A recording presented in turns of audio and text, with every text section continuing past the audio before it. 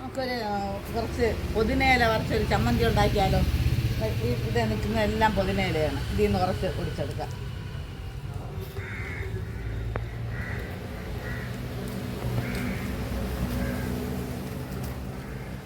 ഇങ്ങനെ ഒടിച്ചെടുത്താലും വീണ്ടും വീണ്ടും തിളർത്ത് വന്നുകൊണ്ടേയിരിക്കും.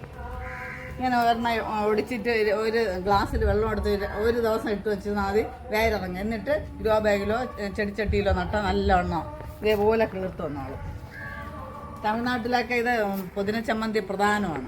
എന്ത് ബ്രേക്ക്ഫാസ്റ്റ് കഴിക്കുക, എന്ത് ദോശയുടെ കൂടെയൊക്കെ എടുത്താലും പുതിന ചമ്മന്തി അവിടെ കാണും. അപ്പോൾ നമുക്കൊന്ന് അത് തന്നെ ഉണ്ടാക്കാം.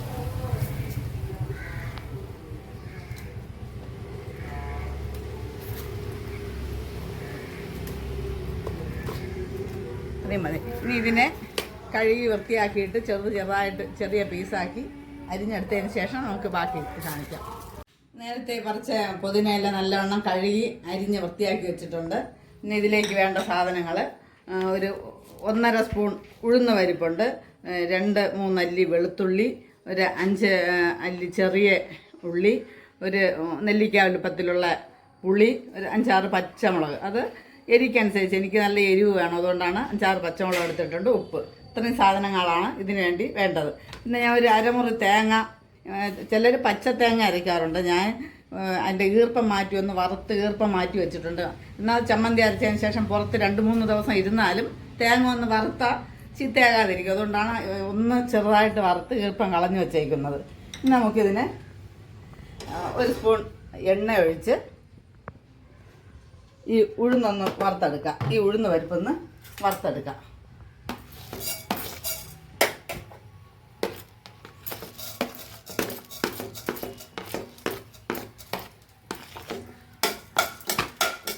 ഇതൊന്ന് നല്ല ഗോൾഡൻ കളറായി വരണം. ഉഴുന്ന് പരിപ്പ് ഒരുവിധം ഗോൾഡൻ കളറായി വന്നിട്ടുണ്ട്. ഇനി അതിലേക്ക് ഉള്ളി, ചെറിയ ഉള്ളി ഇട്ട് കൊടുക്കാം.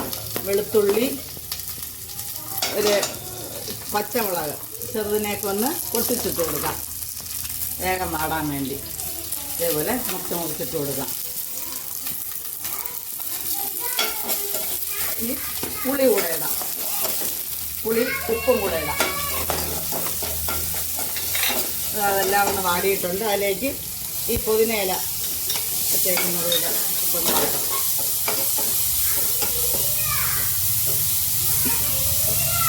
ഇതിൻ്റെ തണ്ടൊന്നും എടുത്ത് കളയേണ്ട, തണ്ടോടുകൂടി തന്നെ ചെറുതായിട്ട് അരിഞ്ഞിട്ട് കൊടുക്കാം. ഇതൊന്ന് വാടിയിട്ടുണ്ട്.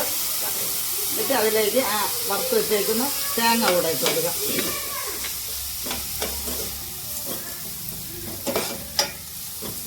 ഒന്ന് ചൂടായി വന്നതിന് ശേഷം തീ നിർത്താം.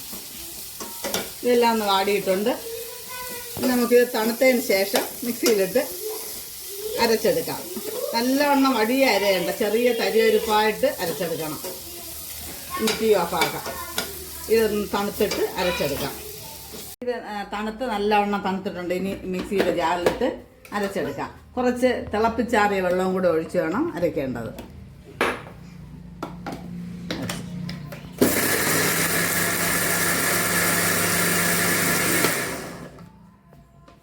അരച്ചതിന് ശേഷം തുറന്ന് നോക്കണം അരഞ്ഞിട്ടുണ്ടോ എന്ന്. നല്ല വടി അരയണം, തരിതരിപ്പായിട്ടിരിക്കും. കുറച്ചുകൂടെ അരയണം.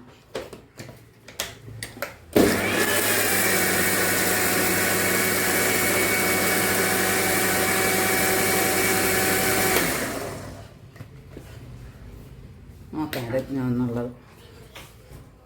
അല്പം കൂടെ ഒന്ന് അരയണം.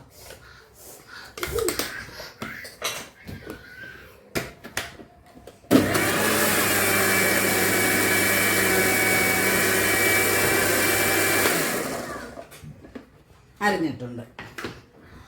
ഇനി നമുക്കിത് ഒരു പാത്രത്തിലേക്ക് മാറ്റാം.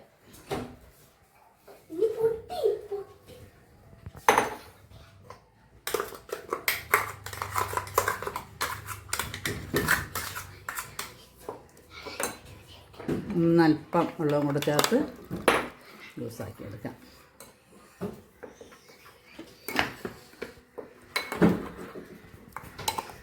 ആയിട്ടുണ്ട്. ഇനി ഇതിൽ അല്പം കടുക് താളിക്കണം.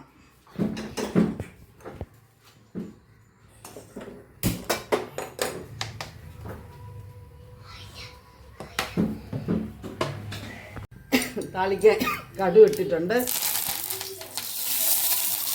എണ്ണ പൊട്ടിയതിന് ശേഷം ഇതിലേക്ക് ഒഴിക്കാം.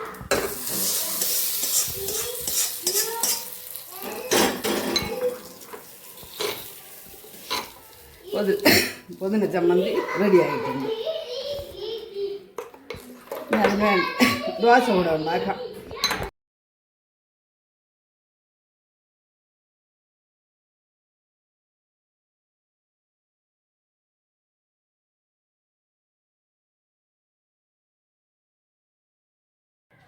ദോശയും പൊതിന ചമ്മന്തി എങ്ങനെയുണ്ട്? അടിപൊളി, സൂപ്പർ.